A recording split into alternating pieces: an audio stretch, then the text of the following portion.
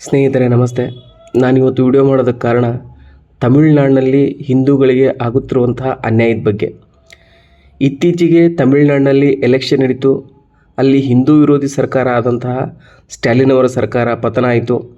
ಎಲ್ಲ ಜನತೆ ವಿಜಯ್ ಜೋಸೆಫ್ ಅವರ ಸರ್ಕಾರವನ್ನು ಅಧಿಕಾರಕ್ಕೆ ತೊಗೊಂಬಂದರು.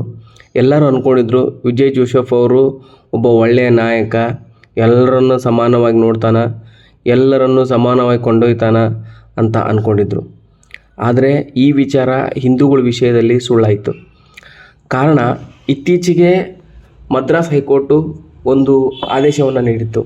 ಅದೇನೆಂದರೆ, ತಮಿಳುನಾಡಿನಲ್ಲಿರ್ತಕ್ಕಂತಹ ತಿರುಪರಂ ಕುಂದ್ರಂ ಬೆಟ್ಟದ ಮೇಲೆ ಕಾರ್ತಿಕೈ ದೀಪವ ಹಚ್ಚೋ ವಿಚಾರವಾಗಿ ಹಿಂದೂಗಳಿಗೆ ಅಲ್ಲಿ ಸ್ಟ್ಯಾಲಿನ್ ಸರ್ಕಾರ ಅನುಮತಿ ನೀಡಿರಲಿಲ್ಲ ದೀಪ ಹಚ್ಚೋಕ್ಕೆ. ಆದರೆ ಕೋರ್ಟ್ ಆದೇಶ ನೀಡಿತ್ತು ಅಲ್ಲಿ ಹಿಂದೂಗಳು ದೀಪ ಹಚ್ಚಬಹುದು ಅಂತಂದು. ಇದಾದ ನಂತರ ನಾವು ವಿಜಯ್ ಜೋಸೆಫ್ ಅವ್ರ ಸರ್ಕಾರ ಬಂತು. ನಾವು ಹಿಂದೂಗಳು ಅಂದ್ಕೊಂಡಿರಬಹುದು, ನಮಗಿನ ಮೇಲೆ ಬೆಟ್ಟದ ಮೇಲೆ ದೀಪ ಹಚ್ಚೋಕ್ಕೆ ಅನುಮತಿ ಸಿಗಬಹುದು ಅಂತಂದರೆ. ಅದು ಮತ್ತೆ ಸುಳ್ಳಾಯಿತು. ಮತ್ತೆ ವಿಜಯ್ ಜೋಸೆಫ್ ಅವರ ಸರ್ಕಾರ ಹಿಂದೂಗಳ ವಿರುದ್ಧವಾಗಿ ಒಂದು ತೀರ್ಮಾನವನ್ನು ತೆಗೊಂಡಿದೆ. ಅದೇನಂತಂದರೆ, ಆ ತಿರುಪರಂ ಕುಂದ್ರಂ ಬೆಟ್ಟದ ಮೇಲೆ ದೀಪವನ್ನು ಹಚ್ಚೋಕ್ಕೆ ಅನುಮತಿ ನೀಡೋದಿಲ್ಲ ಅಂತಂದು.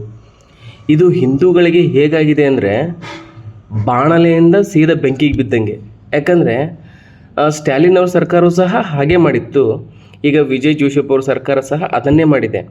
ಇದ್ರ ಜೊತೆಗೆ ಇನ್ನೊಂದು ವಿಶೇಷ ಏನು ಗೊತ್ತಾ, ಸಂವಿಧಾನವನ್ನು ನಾವು ಉಳಿಸ್ತೀವಿ, ಸಂವಿಧಾನವನ್ನು ಉಳಿಸೋದಕ್ಕೆ ನಾವಿದ್ದೀವಿ ಅಂತ ಸಂವಿಧಾನದ ಬುಕ್ಕನ್ನು ಕೈಯಲ್ಲಿ ಹಿಡ್ಕೊಂಡು ಓಡಾಡುವಂತಹ ಕಾಂಗ್ರೆಸ್ ಸಹ ಈ ಸರ್ಕಾರದ ಭಾಗವಾಗಿದೆ.